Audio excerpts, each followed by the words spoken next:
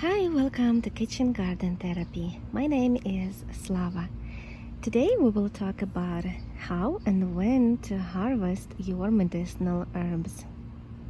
So if you open any Materia Medica, which is basically herbal encyclopedia, you may notice that there are different times for different parts of medicinal herbs to harvest. And for a lot of new herbalists or people who are interested in herbs, that may create a lot of confusion. So today I would like to talk about some basic principles of harvesting herbs.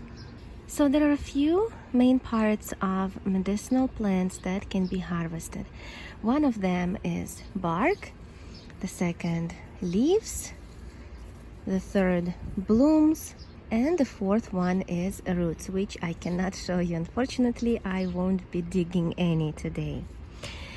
So let's start with bark. Bark should be harvested in the early spring when there is no leaves yet. That's when it's the best time to harvest bark from any medicinal trees or shrubs that you would love to have. Next are aerial parts, which are all above ground parts of the plants. That includes leaves and blooms. These should be harvested in the summer, and the best time to harvest is right before or in the beginning of blooming. That's the general rule when the plant is the most happy. And the third part is roots. Roots are best to harvest in the fall. Since right now is the middle of summer, let's talk about leaves and blooms that can be harvested. There are herbs that can be harvested in the early spring, things like dandelions or wild violets. I usually harvest them in the end of April, beginning of May. Right now is the end of June, and as you can see, they are not in their best shape.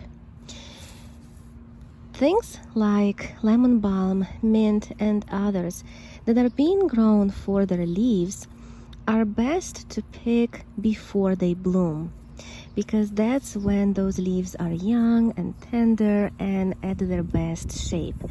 When lemon balm begins to bloom, you can see that the leaves are really small and they are getting a little bit tougher because the plant puts all its energy into blooming. It's still edible. It still can be used in your tea blends and other purposes, but the best time to pick those herbs that are grown for the leaves is before blooming.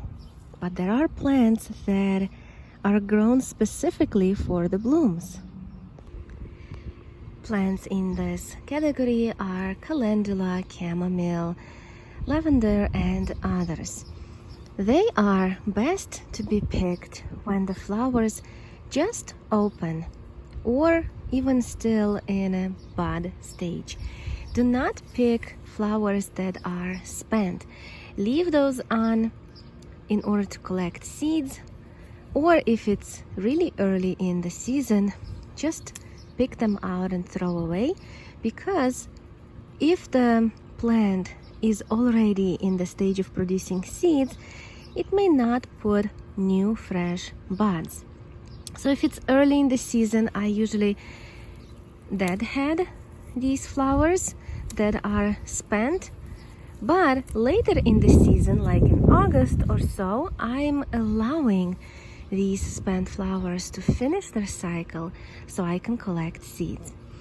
But for today's video, I would like to harvest some of these young, just freshly opened flowers, because I want to make calendula infused oil and I need these best flowers possible. In case with chamomile, not just these cute flowers can be picked for tea, but the whole upper plant, like all these stems and leaves, they are useful as well. The only thing you have to remember is to never cut more than 75% of your plant if you want it to continue growing. Of course, if it's an annual and it's almost the end of the season, you can even harvest the whole plant. It's an annual, it's not going to come back next year anyway. But if we're talking about perennial plants, it's a different story. You will not want to harvest most of the plant and kill it, right? So, for example, this motherwort, it's a perennial medicinal plant, which is great for women's health. That's hence the name, motherwort. It grows big and tall, and it's hard to kill, but still, I don't dare to harvest more than half of the plant. This is my personal rule with perennials, especially in the first few years of their existence in my garden. So this plant is, I think, 2.5 years old, and it's been growing up tall, taller than those lilies. And I would cut it like half and leave the other half to grow, and that ensures me that the plant will have enough energy to survive the winter. With the biennial plants, like this feverfew over here, I do not harvest much in the first year, but then in the second year, when it grows big and tall, that's when I harvest a lot of the plant, upper plant, and just leaving one branch or two for the seeds to form so it can self-seed itself. But other than that, you can basically harvest most of the plant, because that's the second year is the last year for the existing plant. Right now, this is the first year, because my last year, my feverfew was growing over there behind the motherwort, and it was big and tall. It was such a beautiful bush, and I harvested most of it. I just left a few branches. They self-seeded themselves over here, so now I have a first year of feverfew over here in the front. Next year it will be big and tall, and that's when I can harvest. Also, important thing to talk about is what time of the day you want to harvest your medicinal herbs, like morning, noon, afternoon, or evening. And the best time is morning, of course, before the heat of the day starts and your plants get dehydrated. They all look the best in the morning anyway. I'm sure you've all noticed that. But you want to make sure the morning dew is dried up. And for me, the best time is 8-9 a.m. That's when the flowers start to open up, plants look their best. I'm getting some comfrey so I can make comfrey salve later on. Another question that people may have is to wash or not to wash herbs before drying them up. So usually my answer is no, I don't wash the herbs unless they are dirty. So over here I have self-heal. You can see self-heal has this whining nature, and it grows very low by the ground, and as you can see, the leaves are visibly dirty. In this case, yes, you would want to rinse them and then let them dry.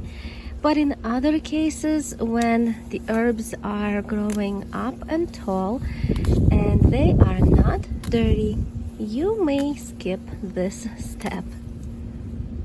Also, when you're picking the leaves, or the stems, I should say, try to pick in such a way to encourage growing. So for example, you can see here, I picked the stem, the main stem, and then it started branching out. So this is what I'm going to do again with other stems of mint. You can see the same happening here. I'm going to harvest today this beautiful pair of herbs. They are both having similar properties in one category. So this is St. John's wort and this is borage, and both of them have antidepressant properties. So I would like to harvest both of them, dry them up, and use them together in a formula.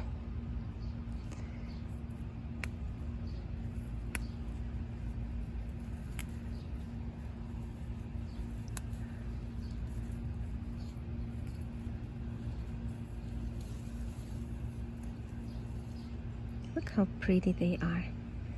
Blue and yellow, what a combination. So we've talked about harvesting medicinal leaves, roots, flowers, and bark, but I think it would not be fair if I skip on this one part of medicinal herbs, which is sap, or the juice from inside the plant. I have one of such herbs growing in my garden. This is greater celandine. Since I have some skin issues, I planted this herb because it's so useful. In my native language, which is Ukrainian, we call this plant clear skin. So you can kind of hint what it is used for just from the name. So this plant, you can of course harvest the aerial parts, flowers and leaves, but the most useful part of this plant is the sap. So if you break the stem, you can see right away your fingers will get stained with the orange juice from inside. This orange juice is liquid gold for people with eczema and other skin issues. It's very helpful with cold sores. You're supposed to apply it on the wound and it will heal right away. This is such a potent plant. Of course, I'm not a doctor. I'm not going to tell you what exactly to do, but I am an herbalist and I use herbs for my family and myself personally, and I can just share with you what I do in my life, and you decide for yourself if you want to try that or not. But this is such a beautiful herb. I love having it in my garden. Right now it is going to seed, as you can see, and it is dropping seeds all over here. So next year, if I'm going to have a bunch of greater celandine over here, I will not be surprised. Of course, there is many more plants I have, but it's impossible to talk about all of them in this video. If you have any questions, please let me know in the comments below and I will try to answer them. My personal goal is to harvest a basket full of medicinal herbs like this at least once every week. So now that we harvested our medicinal herbs and talked about how and when to harvest them in detail, we can finally do our giveaway. So as you remember in my previous video where I was doing my vegetable garden tour, I promised to give away a package of Ukrainian purple tomato seeds from My Gardener. Thank you everybody who commented. There were 6 people. I wrote their names on pieces of paper and now I'll randomly pick one from this cup. Alright? With closed eyes, let's open it up and see who is the lucky winner. Okay, it's hard to do with one hand, but here it is. I don't know which name. Okay, this way. Ultimate Acres. You are the winner, so please email to me. My email is kitchengarden.therapy@gmail.com, or you can contact me on Instagram and these seeds are yours. Now let's do another giveaway, which is related to today's topic, medicinal herbs. Borage is one of those herbs we harvested today. So if you would like to receive this package of borage seeds, please comment down below in the video. Just mention borage. You can say whatever you want, but just write borage. That way I'll know to write your name, and next time in my next video I will pick a winner. Thank you guys so much for watching and being with me. Love you all. Bye.